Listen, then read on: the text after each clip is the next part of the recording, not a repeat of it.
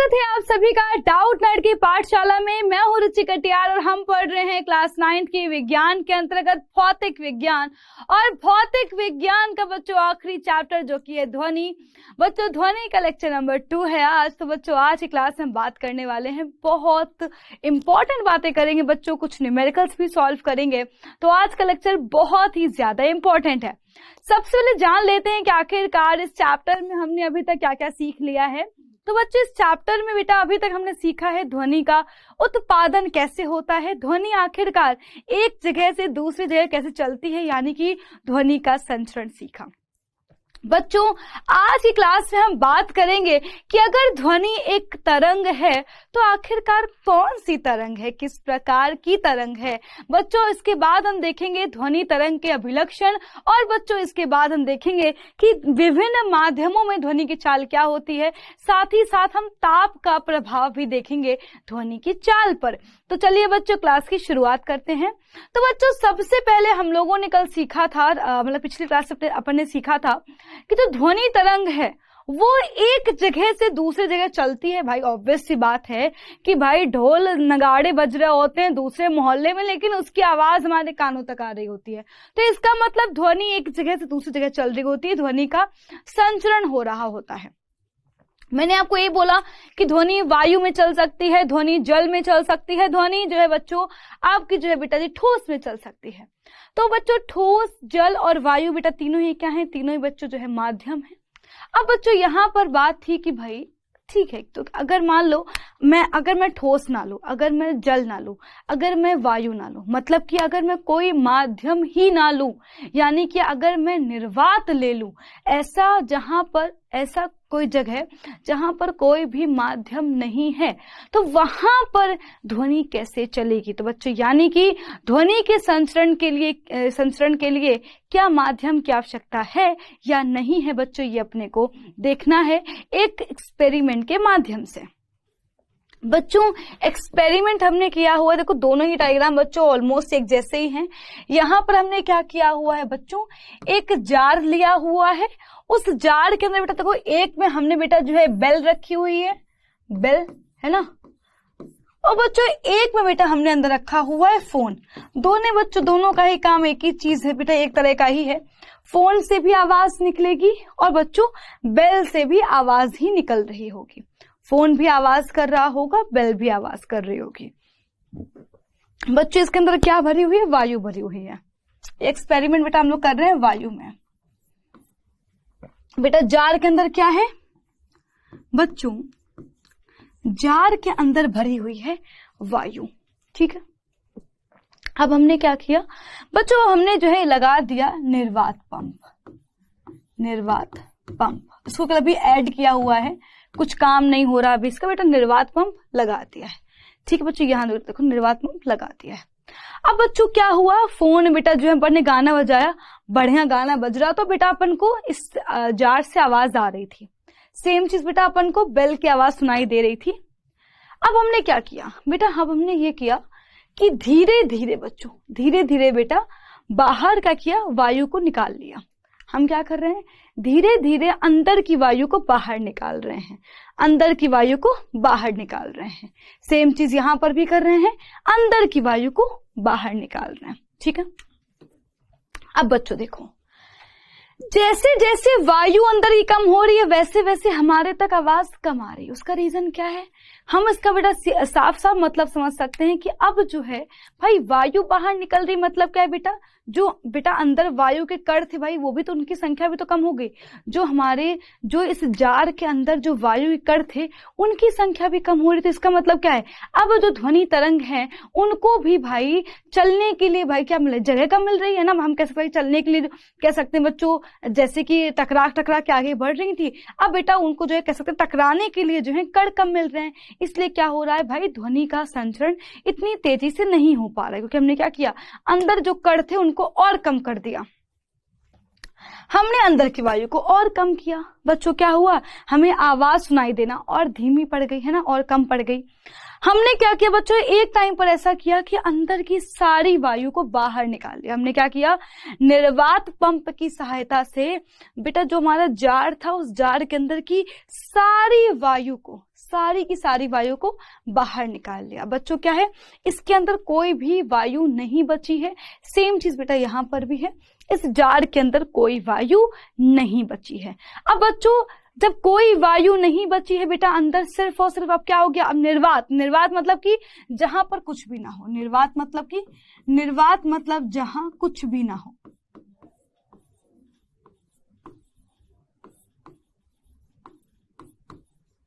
जहां कुछ भी ना हो।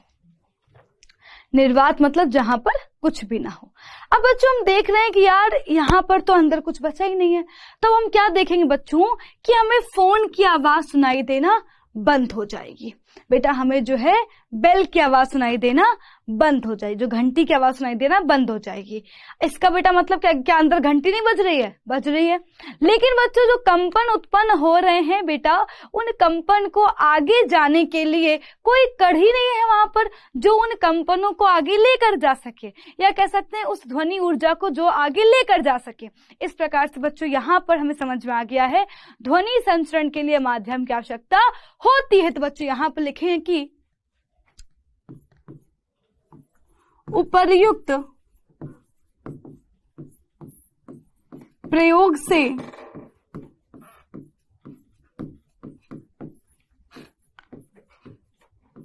सिद्ध होता है कि ध्वनि को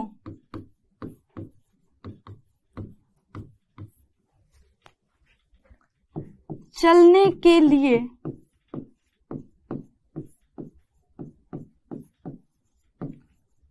माध्यम की आवश्यकता होती है।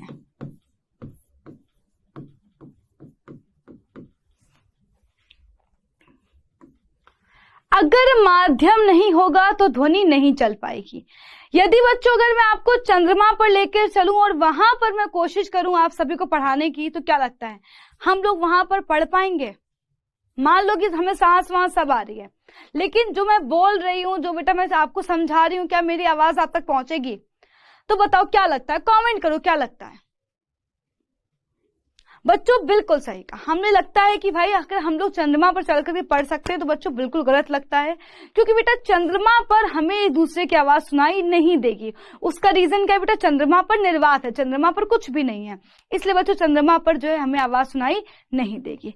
आगे बच्चों हम बात करने वाले हैं कि ध्वनि एक प्रकार की तरंग है।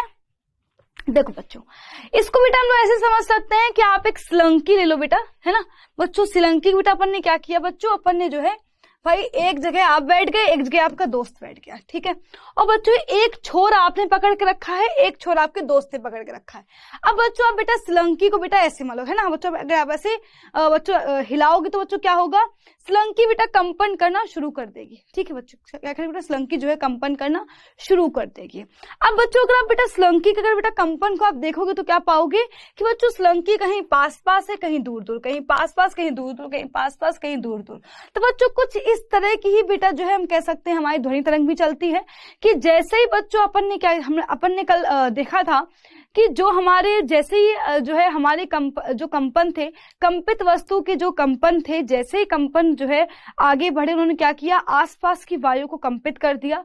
तो जो आसपास के कण थे वो क्या हो गए, पास पास आ गए, फिर जो कुछ कण थे वो दूर दूर हो गए। तो अगर हम उन कणों को देखें ध्यान से, तो हमें क्या मिल रहा है, हमें मिल रहा है कि एक बार कण पास पास आ रहे हैं, फिर कण दूर दूर हो रहे हैं, फिर पास पास आ रहे हैं, फिर दूर दूर हो रहे हैं, पास पास आ रहे हैं, फिर दूर दूर हो रहे हैं, पास पास आ रहे हैं, फिर दूर दूर हो रहे हैं, पास पास आ रहे हैं बच्चों, फिर दूर दूर। तो इस तरह से बच्चों हमें क्या मिलेगा बेटा, कुछ हमें जो है कह सकते हैं, हमें एक बार मिलेगा उच्च दाब क्षेत्र, एक बार मिलेगा निम्न दाब क्षेत्र, एक बार मिलेगा उच्च दाब क्षेत्र, एक बार मिलेगा निम्न दाब क्षेत्र। तो बच्चों उच्च दाब क्षेत्र को हम क्या कहेंगे बेटा, उच्च दाब क्षेत्र को हम लोग कहेंगे संपीड़न। क्या कहेंगे बेटा, इसे हम लोग कहेंगे संपीड़न। निम्न दाब बच्चों क्षेत्र को क्या कहेंगे बेटा, इसे हम कहेंगे विरलन। उच्च दाब को क्या कहेंगे, संपीड़न। बेटा निम्न दाब को क्या कहेंगे? विरलन। तो इस प्रकार बच्चों हम लोग क्या कह सकते हैं? इस प्रकार बेटा हम लोग ये कह सकते हैं कि जो हमारी तरंग है बेटा वो कैसे चल रही है? संपीडन विरलन के रूप में चल रही है। हम लोग क्या बोलेंगे कि जो हमारी तरंग है वो संपीडन और विरलन के रूप में चल रही है। अब बच्चों संपीडन बेटा मतलब क्या है? जहां पर कण पास पास आ गए। विरलन मतलब क्या है? जहां पे कण दूर दूर चल रहे हैं। ठीक है, तो बच्चों ये बेटा अपने को समझ में आ गया। तो ध्वनि तरंग बेटा जो है हम कह सकते हैं कि माध्यमों से होकर चलती है। तो ध्वनि एक प्रकार की तरंग है और तरंग किस प्रकार चल रही है? बेटा तरंग जो है संपीडन और विरलन के रूप में आगे बढ़ रही है। अब बच्चों अपने को ये देखना है कि आखिरकार तरंगे जो ध्वनि तरंग है वो किस प्रकार की तरंग है। बच्चों हमारे पास तरंग दो प्रकार की होती है, एक होती है अनुप्रस्थ तरंग, एक होती है अनुदैर्घ्य तरंगे। ठीक है, जैसे बच्चों प्रकाश भी एक प्रकार की तरंग है और ध्वनि भी एक प्रकार की तरंग है, लेकिन बच्चों प्रकाश बेटा जो है अनुप्रस्थ तरंग है और ध्वनि हमारी अनुदैर्घ्य तरंग है। लेकिन पहले हमें ये समझना पड़ेगा कि आखिरकार अनुप्रस्थ मतलब क्या है और अनुदैर्घ्य मतलब क्या है। तो बच्चों हम पहले देखेंगे, जरा पैटर्न को देखिएगा, आपको समझ में खुद आ जाएगा। जरा बच्चों ध्यान से देखो, यहाँ बच्चों एक प्रोफेसर है और बेटा उनकी स्टूडेंट है। ठीक है बेटा, उन्होंने क्या किया हुआ देखो, प्रोफेसर और स्टूडेंट ने बेटा दोनों ने क्या किया हुआ है? स्लंकी को पकड़ के रखा हुआ। बच्चों ये क्या है? स्लंकी है। अब जरा यहाँ पर उन्होंने देखो बेटा उन्होंने कैसे बेटा किया? बच्चों स्लंकी को ऐसे झटका मारा ऐसे। अब बच्चों स्लंकी कैसे गई? बेटा स्लंकी बच्चों ऐसे गई है। अगर आप लोग अभी ध्यान से बेटा देख पाओगे तो आपको नजर आएगा बच्चों स्लंकी कैसे चल रही है, ऐसे ऊपर नीचे है ना। अब थोड़ा यहाँ पर ध्यान देखना, देखो जरा ध्यान से देखो बच्चों, है ना। अब थोड़ा अगर बच्चों अगर इन देखो ये बेटा ब्लू क्या है बेटा? ये ब्लू बच्चों कण है। हमारी तरंग कैसे बेटा? तरंग हमारी ऐसे जा रही है। तरंग बेटा की तरंग के चलने की दिशा है। ये क्या है? तरंग के चलने की दिशा। लिख लेते हैं इसको बच्चों। ये क्या है बच्चों? ये है हमारी तरंग के चलने की दिशा, के चलने की दिशा अब जरा इन कणों को देखो बच्चों, कण कैसे बेटा कर रहे हैं बच्चों? कंपन। बेटा कण अगर आप कणों को अगर ध्यान से देख पा रहे हो बच्चों तो कण ऐसे कंपन कर रहे हैं। ये बेटा तल हो गया, देखो ऊपर नीचे। बेटा मतलब क्या है बच्चों? लंबवत तल में कंपन कर रहे हैं। तरंग संचरण के बच्चों कह सकते हैं चलने की दिशा के लंबवत तल बेटा कंपन कर रहा है। ऊपर नीचे बेटा कुछ इस तरह से बच्चों कंपन करे। एक बार फिर से आप देख सकते हो बच्चों, आपको नजर आएगा कि बेटा जो कण बच्चों कैसे कंपन करता, कण जो है बच्चों वो तल के लंबवत कंपन करना है। तो बच्चों इस प्रकार की जो तरंगे होती हैं उन्हें हम बोलते हैं अनुप्रस्थ तरंगे। उन्हें क्या बोलते हैं बेटा? उन्हें हम बोलते हैं अनुप्रस्थ तरंगे। क्या बोलेंगे? उन्हें हम बोलेंगे अनुप्रस्थ। अब बच्चों हम बात करेंगे अनुदैर्घ्य तरंगों की। यहाँ पर एक बार इन्होंने फिर से स्लंकी को पकड़ के रखा हुआ है। इस बार ध्यान से देखिएगा मूवमेंट बच्चों, अगर आप ध्यान से देखोगे तो आप बेटा पाओगे बच्चों उन्होंने क्या किया बेटा? ऐसे इसको ऐसे आगे बढ़ाया, इसको ऐसे आगे बढ़ाया। जरा ध्यान से देखना, भी आपको समझ में आ जाएगा। देखो जरा ध्यान से देख पाओ, देखो दिख रहा है तुम लोगों को? तो कोई डिस्टर्बेंस आगे बढ़ रहा है। ऐसा नहीं कि हरे वाले छल्ले आगे आ गए ना, देखो डिस्टर्बेंस आगे बढ़ रहा है। अगर आप ध्यान से देख पा रहे हो बेटा, देखो क्या हो रहा है? एक बार ये पास पास आ रहे हैं, फिर दूर दूर हो रहे हैं, पास पास फिर दूर दूर, पास पास फिर दूर दूर। क्या तुम्हें समझ में आ रहा है बच्चों? ऐसे बेटा हमारी ध्वनि तरंग आगे चलती है, ऐसे हमारी ध्वनि तरंग आगे चलती है। अब तो एक चीज और नोटिस करना, आपको एक चीज नोटिस और करना है। देखो बच्चों यहीं पर बेटा हमारा स्पीकर रखा हुआ है, यहीं पर बेटा देखना भी हमारा स्पीकर रखा हुआ है। ठीक है, तरंग ऐसे जा रही बच्चों, अभी देखना बेटा हमारा स्पीकर रखा हुआ है, स्पीकर से ध्वनि निकल रही होगी, ऑब्वियस सी बात है। देखो अब बच्चों जो ये बेटा माध्यम कण है बच्चों, माध्यम के बेटा कण भी ऐसे ही कंपन कर रहे हैं बेटा, माध्यम बेटा कण भी ऐसे ही आगे बढ़ रहे हैं, माध्यम बेटा कण भी ऐसे ही आगे बढ़ रहे हैं। तरंग बेटा उधर जा रही थी तो बेटा हम लोग क्या कहेंगे? तरंग संचरण की दिशा बेटा जो है कंपन जब होते हैं, जब बेटा माध्यम के कण तरंग संचरण की दिशा में ही चलते हैं, तरंग के चलने की दिशा में ही चलेंगे। जब माध्यम के कण तरंग के चलने की दिशा में ही चलेंगे, जब माध्यम कण तरंग के चलने की दिशा में ही चलेंगे बच्चों, जब माध्यम के कण तरंग के चलने की दिशा में ही चलेंगे। तो बच्चों ऐसी तरंग को हम क्या कहेंगे बेटा? ऐसी बेटा तरंग को हम बोलेंगे अनुदैर्घ्य तरंग। बच्चों इसको नोट करवा देती हूं आपको एक बार, है ना, पूरा। तो आपको समझ में आ गया होगा कि बेटा ध्वनि किस प्रकार की तरंग है। बच्चों ध्वनि हमारी अनुदैर्घ्य तरंग है, ना कि अनुप्रस्थ। अच्छा बच्चों एक बात और है, आपको क्वेश्चन मिल भी सकता है। देखो पानी की अगर हम ऊपर क्या करें, मान लो कोई ने पत्थर फेंका, ठीक है, तो बच्चों पानी की जो सतह होगी ना बेटा, पानी की सतह पर जो आपको तरंगे दिख रही होंगी वो अनुप्रस्थ होंगी। लेकिन अगर मैं पानी के अंदर चली जाऊं, पानी के बेटा अंदर जो तो बेटा तो ध्वनि तरंगे होंगी बेटा वो भी अनुदैर्घ्य तरंगे ही होंगी। तो ये गलत करके मत आना बच्चों, पानी के अंदर हो चाहे पानी के बाहर हो चाहे ठोस में हो, बच्चों अगर जहां पर ध्वनि तरंगे हैं वो कैसी होंगी? अनुदैर्घ्य तरंगे ही होंगी। पानी के सतह पर, तालाब की सतह पर हमें अनुप्रस्थ तरंगे मिल सकती हैं, इस बात को ध्यान रखना। पानी के अगर हम अंदर जा रहे हैं, तालाब के अंदर जा रहे हैं बेटा, अगर कहीं पर भी ध्वनि है तो वो सिर्फ और सिर्फ अनुदैर्घ्य तरंगे होंगी। बस इसको नोट कर लेते हैं फटाफट, जल्दी से बच्चों नोट करेंगे। अनुप्रस्थ तरंगे, अनुप्रस्थ तरंगे।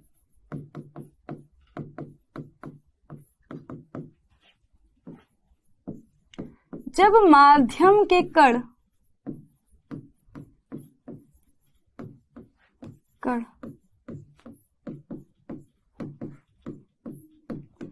तरंग संचरण की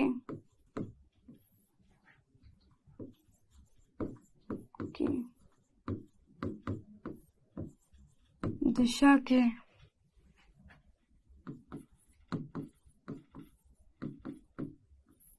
लंबवत तल में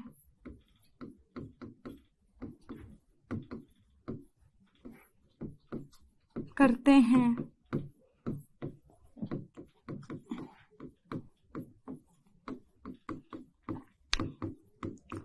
तो वे तरंगे अनुप्रस्थ तरंगे कहलाती हैं।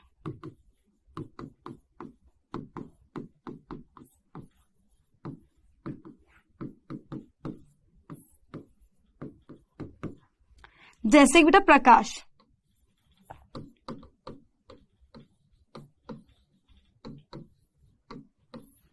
अब बच्चों बात करेंगे अनुदैर्घ्य तरंगों की।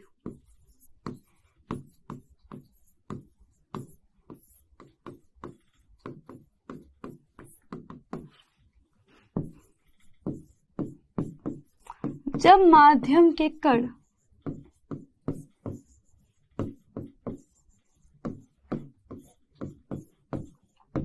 तरंग संचरण की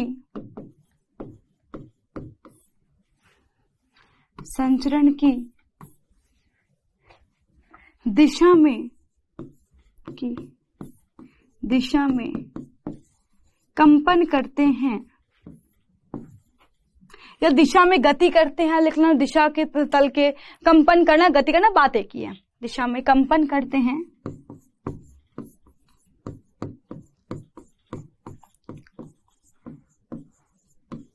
तो अनुप्रस्थ तरंग कहलाती हैं,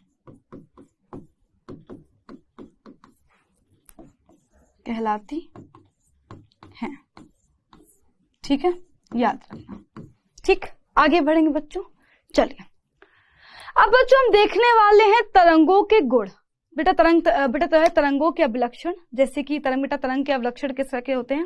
आवृत्ति, आयाम, तरंग दैर्घ्य। बच्चों इनके हमें डेफिनेशन सीखनी होंगी और इसी पर बेस्ड हमें न्यूमेरिकल्स देखने होंगे। तो बच्चों सबसे पहला बेटा जो आपका अभिलक्षण है बच्चों वो क्या है बेटा, वो बच्चों हम देखेंगे। लेकिन अच्छा इसके पहले एक चीज और, छोटा सा बेसिक कॉन्सेप्ट है बच्चों। देखो बच्चों तरंग को बेटा हम लोग कुछ इस तरह से दर्शाने वाले हैं, कुछ इस तरह से। देखो अभी मैंने आपको सिखाया था तरंग कैसे चल रही थी, उच्च दाब निम्न दाब, उच्च दाब निम्न दाब। उच्च दाब मतलब जहां पे कण पास पास आ गए, निम्न दाब मतलब जहां पे कण दूर दूर हो गए। तो देखो बच्चों जहां पे कण पास पास आएंगे बच्चों वहां पर क्या होगा बेटा, वो उच्च दाब होगा। बच्चों वहां पर बेटा उस समय वो क्या बोलेंगे बच्चों, वो बेटा हो जाएगा शिखर। और बेटा ये क्या होगा बेटा, आपका बेटा कह सकते हैं गर्त या घाटी। ठीक है बच्चों, इसको बेटा हम लोग श्रृंग भी बोलते हैं। ठीक है, तो आप ये भी समझ सकते हो बेटा शिखर मतलब क्या है, जहां पर हमारे जो कण थे वो पास पास आ गए थे। उच्च दाब या बेटा इसको संपीड़न भी कह सकते हो। तो सबकी बात मतलब एक ही मान लो, यहाँ पर संपीड़न लिख लो या उच्च दाब लिख लो, है ना, उसको तरंग रूप में दर्शाया गया है। जहां पर निम्न दाब होगा बेटा जी वो क्या होगा, गर्त या घाटे, इसको मतलब आप बोल सकते हैं विरलन, है ना। तो बच्चों ये बेटा जैसे बेटा अपन जो है तरंग को दर्शाएंगे। अब यहाँ पर हम देखेंगे आवृत्ति क्या है, तरंग दैर्घ्य क्या है। यहाँ पर बच्चों हम देखेंगे क्या है अपना जो है तरंग दैर्घ्य क्या है, अपना आवृत्ति क्या है, आयाम क्या होता है। ठीक, चलिए बच्चों एक एक करके सबकी डेफिनेशन देखेंगे। सबसे पहली डेफिनेशन, आवृत्ति क्या होती है। बच्चों देखो अभी बेटा देखो आवृत्ति का मतलब क्या है, एकांक समय में होने वाली घटनाओं की संख्या, या एक सेकेंड में जितनी बार दोलन हो रहे हैं, जितनी बार कंपन हो रहे हैं, या बच्चों उसे हम लोग क्या बोलेंगे, आवृत्ति, है ना। फ्रीक्वेंसी मतलब क्या होता है, जैसे कि मान लो तुम हफ्ते में 4 बार जो है जा रहे हो मोमोज खाने, हफ्ते में तुम 10 बार जा रहे हो, तो बेटा आवृत्ति भाई क्या हो गई भाई, तुम घटनाओं की संख्या कितनी भाई 10, है ना। तो बच्चों मतलब क्या है, एकांक समय में एक सेकेंड में होने वाली जो घटनाओं की संख्या है, एकांक समय में होने वाली जो घटनाओं की बेटा जो संख्या है उसे हम लोग कहते हैं आवृत्ति। बच्चों इसे बेटा हम दर्शाते हैं एन से, या बच्चों इसे बेटा हम लोग दर्शाते हैं न्यू से। बेटा आवृत्ति क्या है बच्चों, आवृत्ति बेटा हम लोग ग्रीक अक्षर से दर्शाते हैं। बेटा ये ग्रीक अक्षर है, बेटा ग्रीक अक्षर म्यू से दर्शाते हैं। बेटा इसमें बोलते हैं म्यू, बोलते हैं क्या बोलेंगे, म्यू, म्यू बोलते हैं, म्यू। इसे बेटा हम लोग कभी कभी एन भी लिखते हैं। आवृत्ति का मात्रक क्या होता है बेटा, इसका मात्रक होता है हर्ट्ज। क्या होता है बेटा, इसका मात्रक होता है हर्ट्ज। हिंदी में ऐसे लिखते हैं हर्ट्ज, हर्ट्ज, ठीक है। तो बच्चों को लिखा हुआ है कि जब ध्वनि तरंग किसी माध्यम से संचरित होती है तो माध्यम का घनत्व अधिकतम तथा न्यूनतम मान के बीच बदलता है। बेटा देखो घनत्व अधिकतम मतलब क्या, बेटा देखो घनत्व अधिकतम मतलब क्या हुआ, ये वाला पार्ट। बेटा घनत्व न्यूनतम मतलब क्या हुआ, ये वाला पार्ट। अधिकतम न्यूनतम, अधिकतम न्यूनतम। तो बच्चों यहाँ पे क्या कह रहा है, देखो ध्यान से पढ़ो उसको। तो कह रहा है कि घनत्व के अधिकतम मान से न्यूनतम मान तक परिवर्तन और पुनः अधिकतम मान तक आने पर एक दोलन पूरा होगा। बेटा एक दोलन बच्चों क्या होगा भाई, अधिकतम से हमने शुरू किया, अधिकतम, न्यूनतम और फिर अधिकतम। तो बच्चों ये क्या हुआ बेटा, पूरा एक दोलन कंप्लीट हुआ। तो बच्चों हम लोग कह सकते हैं इसकी डेफिनेशन को इस प्रकार भी लिख सकते हैं कि एकांक समय में दोलनों की कुल संख्या को क्या कहेंगे, ध्वनि तरंग की आवृत्ति कहेंगे। एक बार उच्चतम, न्यूनतम, फिर उच्चतम। तो बच्चों क्या होगा बेटा, एक दोलन कंप्लीट हो गया। जहां से हमने चलना शुरू किया था हम वापस से वहीं पर पहुंच गए। तो बेटा क्या हो गया, पूरा एक साइकिल कंप्लीट हो गई। तो बच्चों कुल दोलनों की संख्या, एक सेकेंड में जितने दोलन हो रहे हैं, जितनी बार तरंग ऊपर नीचे, बेटा पूरा अधिकतम, न्यूनतम, अधिकतम, बेटा न्यूनतम, है ना। बच्चों जितने बेटा दोलन आएंगे उन कुल दोलनों की संख्या क्या कहेंगे, आवृत्ति कहेंगे। तो बच्चों पहली बात तो आवृत्ति की हमने डेफिनेशन क्या सीखी, एकांक समय में होने वाली कुल घटनाओं, होने वाली जो घटनाओं की संख्या है उसे हम लोग क्या कहेंगे, आवृत्ति कहेंगे। ठीक है बच्चों, फिर बेटा हमने क्या देखा भाई, तरंग में क्या है बच्चों, बेसिकली कह सकते हैं एक सेकेंड में होने वाले दोलन। अब बच्चों दोलन बेटा जी क्या है, हमारी जो तरंग थी उसने क्या किया, अधिकतम घनत्व से न्यूनतम घनत्व पहुंची, फिर जब अधिकतम घनत्व पहुंचेगी तो क्या होगा, वो पूरा एक दोलन कंप्लीट हो जाएगा। तो एक सेकेंड में दोलनों की कुल संख्या कहलाएगी आवृत्ति। अब बच्चों हम बात करेंगे बेटा जो है नेक्स्ट अभिलक्षण की, जो कि है आयाम। बच्चों आयाम मतलब होता है डिस्टर्बेंस, कितना डिस्टर्बेंस क्रिएट हुआ। देखो बच्चों मान लो बेटा ये बेटा हमारे कण थे, ठीक है। अब तुम अच्छा एक बात बताओ, मान लो अगर मैं पेंसिल से खटखट कर रही हूं तो बेटा हमारा जो है थोड़ा सा डिस्टर्बेंस अलग होगा। हम मान लो मैं हथौड़े से पीट रही हूँ तो बेटा डिस्टर्बेंस थोड़ा सा और होगा, है ना भाई, डिस्टर्बेंस अलग तरह का होगा। मान लो बेटा जी हमारे कण बिल्कुल संतुलन की अवस्था में, बेटा मान लो बेटा मैंने पेंसिल से खटखट के, तो बच्चों बेटा मान लो कि मेरे जो बेटा कण थे वो कुछ बेटा कुछ जो है इतने जो है बेटा जो है क्या हो गए भाई, इतने जो है वो अपने जो है कह सकते हैं कि संतुलन की अवस्था से विस्थापित हो गए। मैंने हथौड़े से खटखट किया तो बच्चों क्या हुआ, अब बेटा मेरे जो बेटा जो कण है बच्चों वो और ज्यादा बेटा जी क्या हो गए, डिस्टर्ब हो गए। तो मतलब कि अपनी संतुलन की पोजीशन से जितना ज्यादा कह सकते हैं बेटा विक्षोभ होगा, जितना ज्यादा डिस्टर्बेंस होगा उसे हम कहेंगे आयाम। जैसे जरा बच्चों यहां पर ध्यान देना,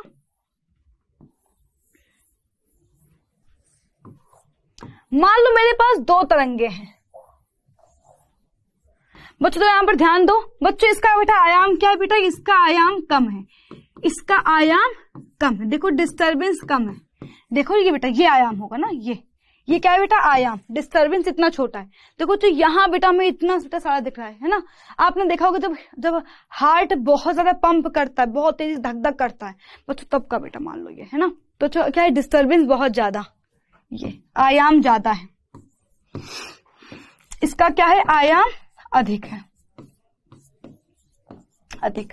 तो बच्चों आयाम की डेफिनेशन क्या है बच्चों, आयाम की डेफिनेशन ये है कि किसी माध्यम में मूल स्थिति के दोनों ओर अधिकतम विक्षोभ, मूल स्थिति मतलब जहां पर वो संतुलन की अवस्था में थे उसके ऊपर बेटा नीचे, मतलब जितना अधिकतम और बेटा न्यूनतम कह सकते हैं डिस्टर्बेंस हुआ है उसको हम लोग कहते हैं तरंग का आयाम। बच्चों नेक्स्ट अभिलक्षण तरंग दैर्घ्य। तो दो क्रमागत संपीड़न या विरलनों के बीच की दूरी को कहते हैं तरंग दैर्घ्य। दो क्रमागत संपीड़न या दो क्रमागत शिखरों और गर्तों के बीच की दूरी, जैसे कि बच्चों यहाँ पर ध्यान देना, यहीं पर समझा देती हूँ। मान लो बच्चों ये कोई तरंग है, बच्चों ये क्या है, शिखर है, या इसको बोल सकते हो श्रृंग, या इसको बोल सकते हो संपीड़न, है ना। बच्चों ये क्या है, गर्त है ना बेटा, इसको बोल सकते हो घाटी या विरलन। बच्चों ये क्या है बेटा, वापस से संपीड़न, शिखर या श्रृंग। तो दो क्रमागत श्रृंगों या दो क्रमागत गर्तों के बीच की दूरी बेटा ये क्या होगा, लैम्डा। बेटा ये है तरंग दैर्घ्य। दो क्रमागत श्रृंगों, दो क्रमागत श्रृंगों या दो क्रमागत मतलब बेटा क्रमागत मतलब लगातार, दो क्रमागत श्रृंगों और दो क्रमागत गर्तों के बीच की दूरी क्या कहलाएगी बेटा, ये कहलाएगी तरंग दैर्घ्य। बेटा तरंग दैर्घ्य को बेटा हम लोग दर्शाते हैं ऐसे लैम्डा से। बच्चों लैम्डा बेटा इसका मात्रा क्या होता है, मीटर या सेंटीमीटर। बच्चों ये क्या है बेटा, दूरी है ना, किसके बीच दूरी है, दो लगातार शिखरों या श्रृंगों के बीच की दूरी, या कह सकते हैं दो लगातार गर्तों या घाटियों या विरलनों के बीच की दूरी। ठीक है, आई बात समझ में। आगे बढ़ेंगे, अगला आवर्तकाल क्या है। तो यहां पर ध्यान से देखें डेफिनेशन क्या लिखी है, दो क्रमागत संपीड़नों या दो विरलनों को किसी निश्चित बिंदु से गुजरने में लगे समय को तरंग का आवर्तकाल कहते हैं। दो क्रमागत संपीड़नों या दो विरलनों के को किसी निश्चित बिंदु से गुजरने में जो लगा हुआ समय उसको क्या बोलेंगे, आवर्तकाल। या बेटा कह सकते हैं एक दोलन को पूरा करने में लगा समय, इसको बेटा ऐसे भी लिख सकते हैं, छोटी डेफिनेशन है ये, एक दोलन को पूरा करने में लगा समय आवर्तकाल कहलाता है। बेटा आवर्तकाल को दर्शाते हैं कैपिटल टी से, बेटा इसका मात्रक होता है सेकंड। अच्छा बच्चों आवृत्ति और आवर्तकाल में बेटा संबंध होता है, यहां पर ध्यान से देखना, तथा आवर्तकाल में संबंध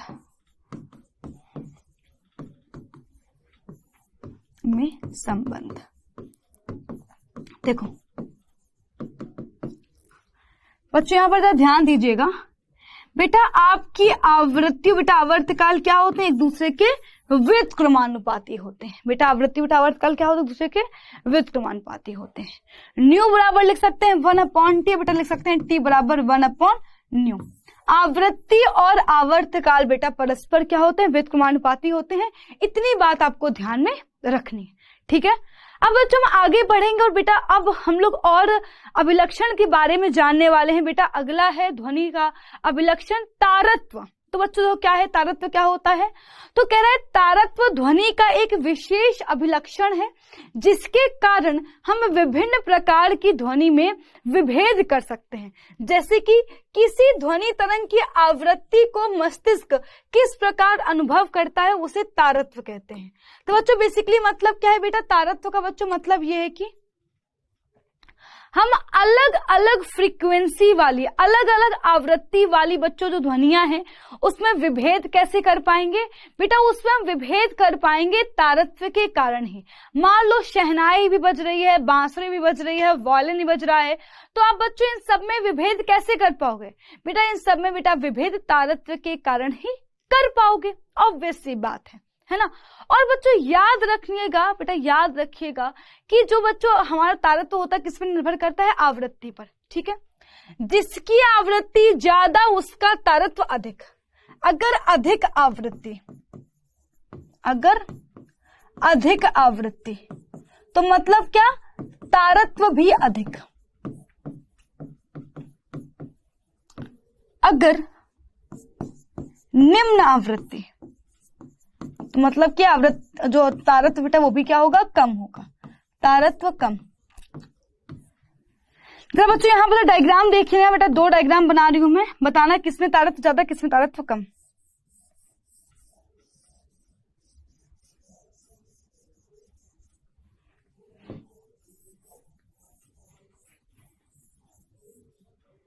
बताओ किसमें तारत्व ज्यादा किसमें तारत्व कम, बताओ। फर्स्ट वाले में या सेकंड वाले में, सोच के बताओ, पहले में या दूसरे में। अगर बच्चों आप ध्यान से देख पा रहे हो तो हम लोग क्या बोलेंगे, आवृत्ति इसमें ज्यादा है, दोलनों की संख्या इसमें ज्यादा है, दोलनों की बेटा संख्या क्या है इसमें कम है, तो हम क्या बोलेंगे, ये बेटा इसका बेटा तारत्व क्या है, अधिक है। तो हम क्या बोलेंगे, इसमें बेटा क्या है, अधिक तारत्व है। क्या बोलेंगे, अधिक तारत्व। बच्चों इसका बेटा क्या है, तारत्व कम है, कम तारत्व, ठीक है। आई बात समझ में? आगे बढ़ेंगे। अब बच्चों हम देखने वाले हैं गुणता, ठीक है, जिसको बेटा हम लोग बोलते हैं टिम्बर, गुणता।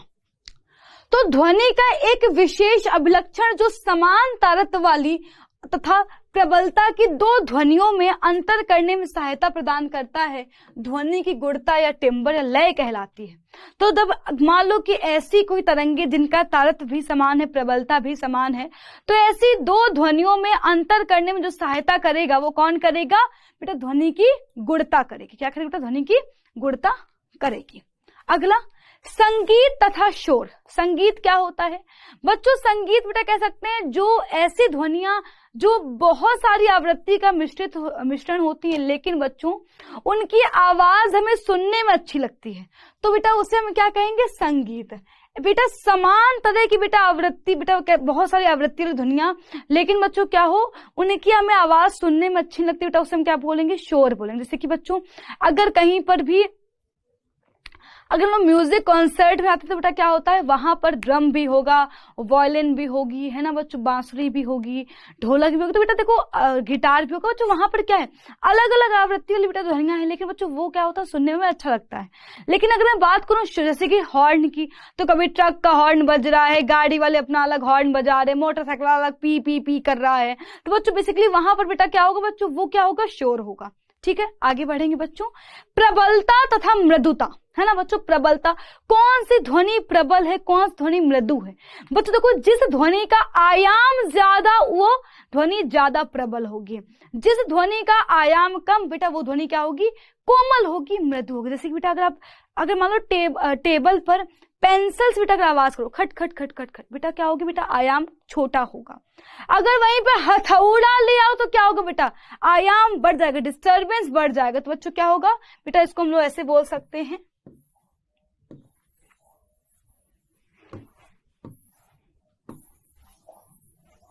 बच्चों ये क्या है बेटा, प्रबल ध्वनि है, प्रबलता, प्रबल ध्वनि। बच्चों ये क्या है बेटा, मृदु ध्वनि, क्योंकि क्या बेटा इसका आयाम कम है, मृदु ध्वनि। देखो इसका आयाम कम है ना बेटा, इसका आयाम इतना है, बच्चों इसका आयाम इतना ज्यादा है, तो हम क्या बोलेंगे भाई, अधिक आयाम वाली ध्वनि क्या होगी, अधिक प्रबल होगी, और जो कम आयाम वाली बेटा ध्वनि होगी उसको हम क्या कहेंगे बेटा, उसको हम बोलेंगे मृदु ध्वनि। ठीक है, आगे बढ़ेंगे। अब बच्चों हम बात करने वाली है तरंग वेग की। तरंग का वेग, तो बच्चों तरंग के किसी बिंदु जैसे एक संपीड़न या विरलन द्वारा एकांक समय में तय की गई दूरी तरंग वेग कहलाती है, कहलाया। अगला डेफिनेशन लिखी हुई है छोटी सी। दूसरे शब्दों में ध्वनि द्वारा एकांक समय में तय की गई दूरी ध्वनि की गति या वेग कहलाती है।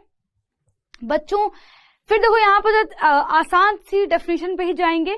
ध्वनि द्वारा एकांक समय में तय की गई दूरी क्या कहलाएगी, ध्वनि की गति या ध्वनि का वेग कहलाएगी।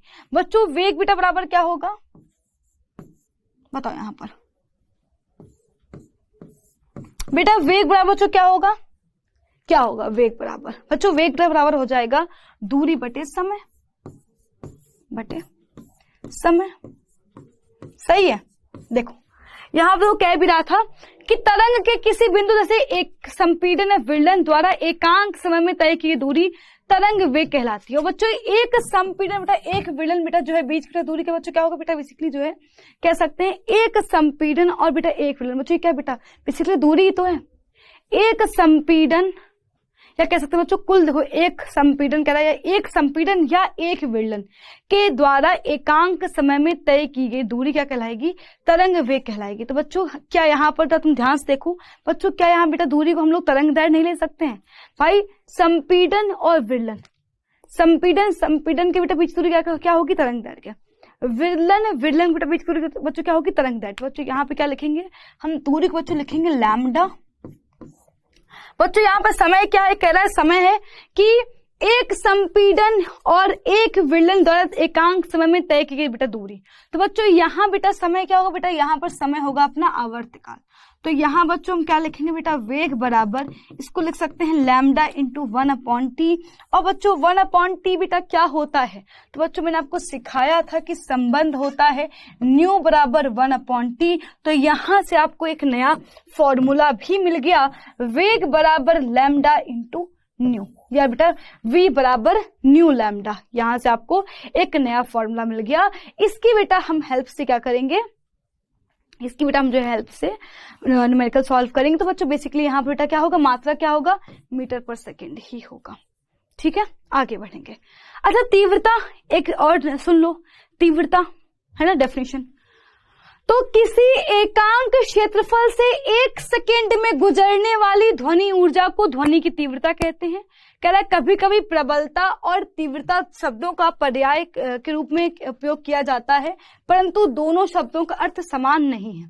बच्चों प्रबलता बेटा अलग चीज, बेटा तीव्रता अलग चीज है। बेटा प्रबलता मतलब कौन सी ध्वनि कितनी तेज आई, किसका डिस्टर्बेंस कितना ज्यादा है, किसका आयाम कितना अधिक है। बच्चों तीव्रता मतलब क्या है, एक क्षेत्रफल से एकांक क्षेत्रफल से 1 सेकेंड में कितनी ध्वनि ऊर्जा गुजर के गई है, कितनी ध्वनि ऊर्जा कितनी तेज चल के गई है बच्चों, उसको बेटा हम क्या बोलेंगे, बेटा उसे हम बोलेंगे तीव्रता। ठीक है बच्चों, प्रबलता और बेटा तीव्रता दोनों बच्चों क्या है, अलग अलग है, इस बात को ध्यान रखिएगा। बारी है न्यूमेरिकल सॉल्व करने की, फटाफट चलेंगे आंकिक प्रश्नों की ओर। तो बच्चों पहला क्वेश्चन कह रहा है किसी दीवार घड़ी के लोलक की आवृत्ति ज्ञात करिए अगर उसका आवर्तकाल 0.25 सेकेंड आपको ज्ञात हो। तो यहां पर हमें क्या ज्ञात है बच्चों, हमें यहां पर ज्ञात है आवर्तकाल, यहां पर हमें आवर्तकाल ज्ञात है t बराबर 0.25 सेकेंड। कह रहा घड़ी के लोलक की आवृत्ति ज्ञात करें, हमें बेटा ज्ञात करना है न्यू की वैल्यू। बच्चों मैंने आपको बेटा बताया था बच्चों न्यू बराबर क्या होता है, 1/t। बच्चों ये संबंध होता है, बता बहुत आसान हो जाएगा निकालना। तो न्यू बराबर 1/0.25, दशमलव हटाओगे 2 0 ऊपर चले जाएंगे, 25 चौको 100, और इस प्रकार से बेटा आवृत्ति कितनी आ गई, 4 हर्ट्ज आ गई। देखो बच्चों देखो ध्वनि के न्यूमेरिकल सॉल्व करना बहुत आसान, बस आपको फॉर्मूला पता होना चाहिए कि हम कहां पर कौन सा फॉर्मूला इस्तेमाल करेंगे। यहां पर हमें आवर्तकाल पता था, हमें आवृत्ति ज्ञात करनी थी, तो हमने यहां पर कौन सा फॉर्मूला लिया, आवृत्ति और आवर्तकाल के बीच में जो संबंध बताता है वो वाला फॉर्मूला अपन ने लिया। नेक्स्ट क्वेश्चन कह रहा है कि ध्वनि तरंगों का वेग अगर 330 मीटर पर सेकेंड है और यदि ध्वनि तरंग की आवृत्ति 550 हर्ट्ज है तो तरंग दैर्घ्य ज्ञात करो। बच्चों यहाँ पर क्या लगा, पहले देखो यहाँ पे क्या ज्ञात है हमें। तो यहाँ पर बच्चों हमें ज्ञात है, देखो यहाँ पर क्या ज्ञात है बच्चों, हमें ज्ञात है वेग। ध्वनि का वेग ज्ञात है 330 मीटर पर सेकेंड। हमें देखो बेटा आवृत्ति भी पता है 550 हर्ट्ज। क्या ज्ञात करना है बच्चों, हमें ज्ञात करना है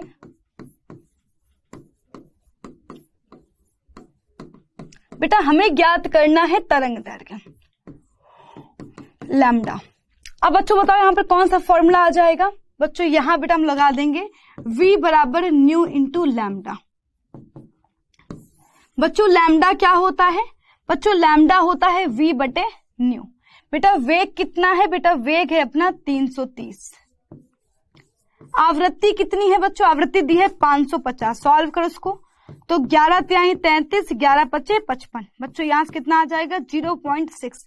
तो बच्चों यहाँ से बेटा हम क्या बोलेंगे, लैम्डा बराबर 0.6 मीटर। तो बच्चों ये अपना हो गया आंसर।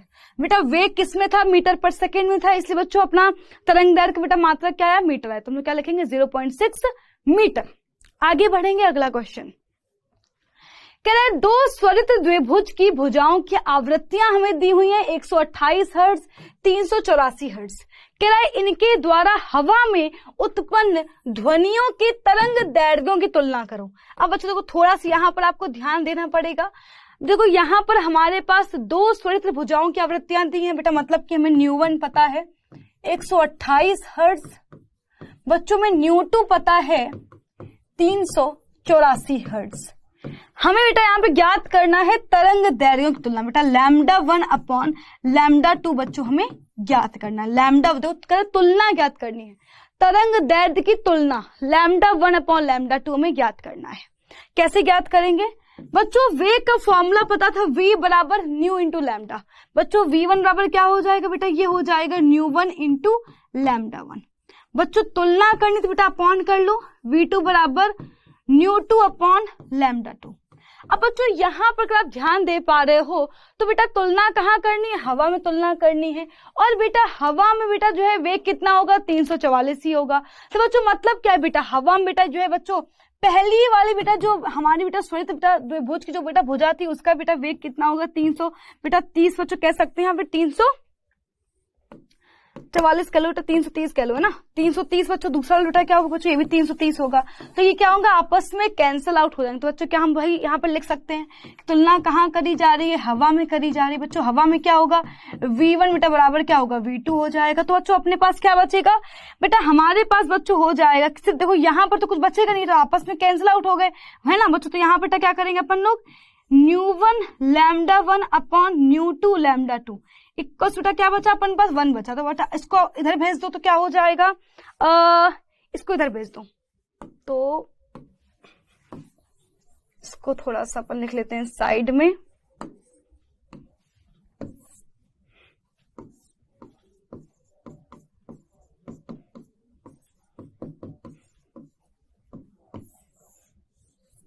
तो यहाँ पर ध्यान देना क्या करा अपन ने, यहाँ पे कर दिया न्यू2 λ2 बराबर न्यू1 λ1।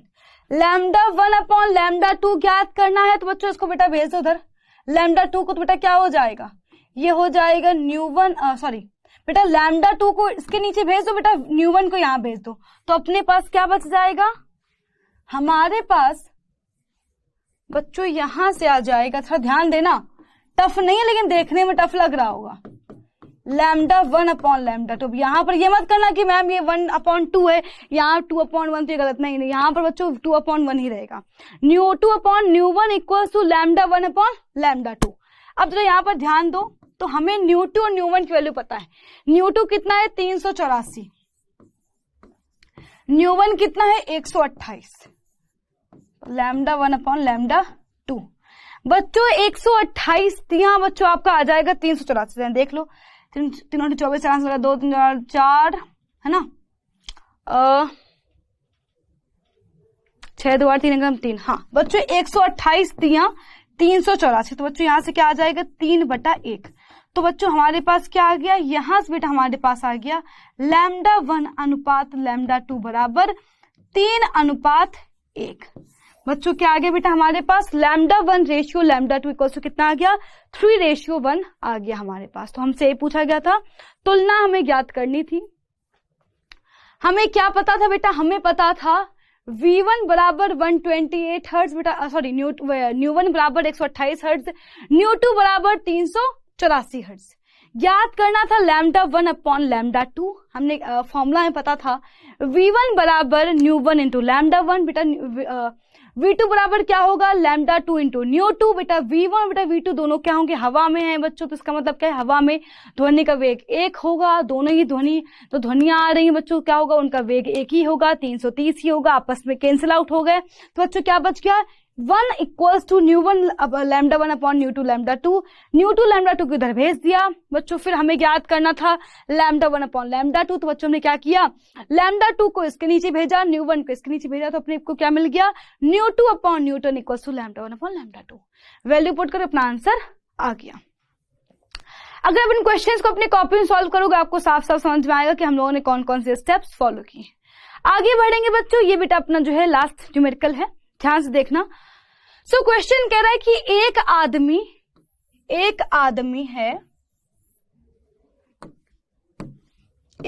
है जो कि 2 चोटी के बीच में खड़ा होकर बंदूक छोड़ता है। कह रहा है 3 सेकेंड और 5 सेकेंड के बाद उसे 2 क्रमित प्रतिध्वनि सुनाई देती है। बेटा मतलब क्या हुआ, मतलब बच्चों ये हुआ कि उसे एक ध्वनि सुनाई दी है 3 सेकेंड के बाद, एक ध्वनि सुनाई बेटा दी है 5 सेकेंड के बाद। बच्चों प्रतिध्वनि का बेटा मतलब आपको भी बेटा जो है आगे क्लास में समझ में आ जाएगा। बच्चों बेसिकली मतलब क्या है बेटा, जो बंदूक से जो ध्वनि निकली है बेटा वो एक चोटी से टकरा करके वापस आई है और एक दूसरी चोटी से टकरा कर वापस आई है। एक ध्वनि बेटा जो है वो टकरा करके आ गई है 3 सेकेंड में, एक ध्वनि टकरा कर आ गई है 5 सेकेंड में। तो कह रहा है दोनों चोटी के बीच की दूरी ज्ञात करो। तो बेटा हमें ज्ञात करना है ये दूरी, चोटी 1 और बेटा चोटी बेटा 2 के बेटा बीच की जो दूरी बेटा वो हमें ज्ञात करनी है। तो मान लेते हैं ये दूरी है D1 और बेटा ये दूरी है D2। बेटा कुल दूरी क्या होगी, तो बच्चों ये हो जाएगी D1 प्लस D2। तो चोटी के बीच की दूरी, दोनों चोटी के, यहां लिख लो, दोनों चोटी के बीच की दूरी बच्चों क्या हो जाएगी, ये हो जाएगी D1 प्लस D2। अब लेकिन हमें D1 D2 ही नहीं पता है तो D1 प्लस D2 क्या ही करेंगे। तो बच्चों D1 बेटा D2 हम लोग निकाल सकते हैं क्योंकि हमें समय पता है और बच्चों हमें बेटा जो है देखो बेटा दोनों ही जो यहाँ पर लिखा हुआ है कि जो ध्वनि का वेग है वो 330 है। बेटा हमें वेग पता है और समय पता है, तो क्या हम लोग दूरी नहीं निकाल सकते, निकाल सकते हैं। तो बच्चों निकालेंगे पहले D1। बच्चों दूरी बराबर क्या होता है, चाल गुणे समय। बच्चों चाल क्या है 330, बेटा समय कितना है T1, बच्चों वेग कितना है 330, बच्चों समय कितना है 3 सेकेंड। तो क्या हो जाएगा, ये हो जाएगा 3 त्रिका 9, 3 त्रिका 9। बच्चों आज बेटा कितना आ गया, बेटा ये हो गया 990 मीटर। बच्चों D2 क्या हो जाएगा, बेटा D2 क्या होगा, बच्चों D2 बेटा मान रहे हैं कि दूसरी चोटी है बेटा, है ना। और बच्चों ये क्या है बेटा, अपने को ध्वनि 5 सेकंड बाद सुनाई दे, तो बेटा इसकी दूरी क्या होगी, इस चोटी के आदमी से दूरी क्या होगी, वेग गुणे समय T2।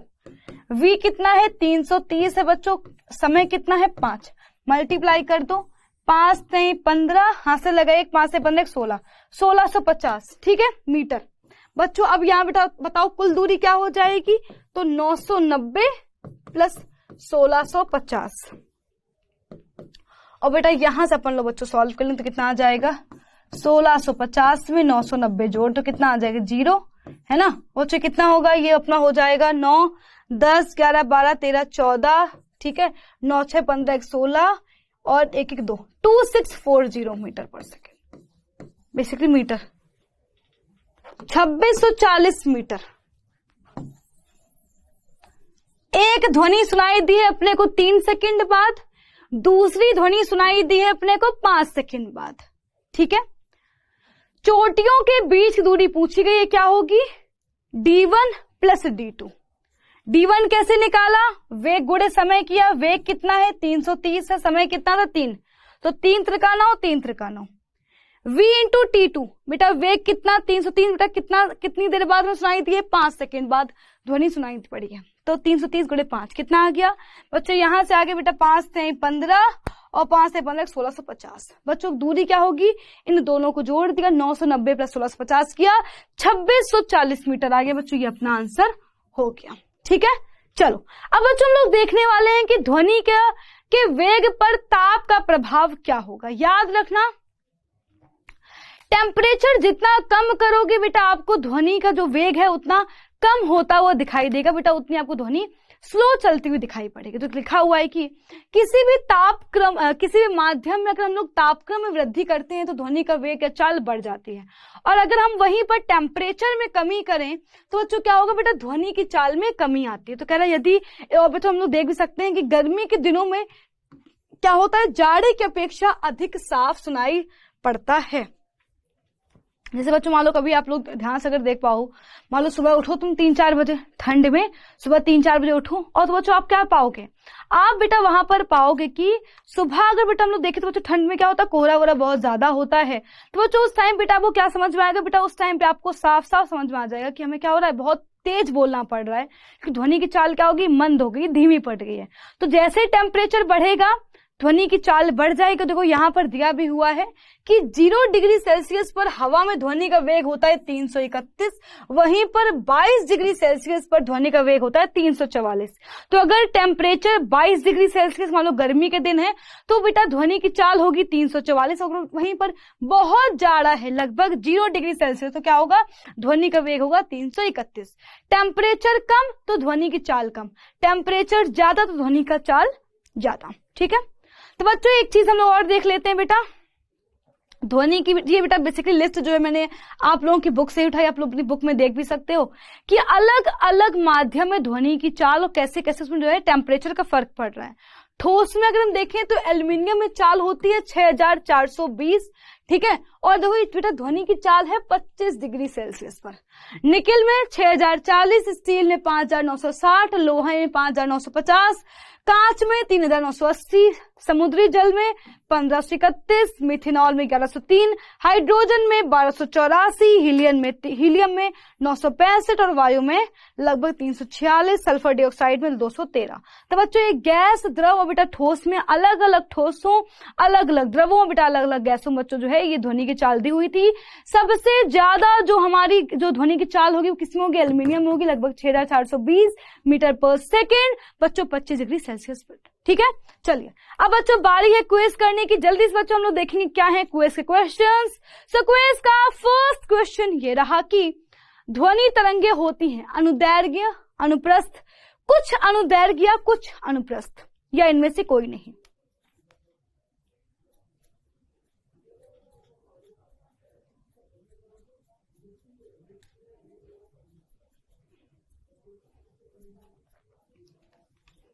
नेक्स्ट क्वेश्चन, आवृत्ति का एसआई मात्रक है हर्ट्ज, मीटर, सेकेंड और मीटर पर सेकेंड।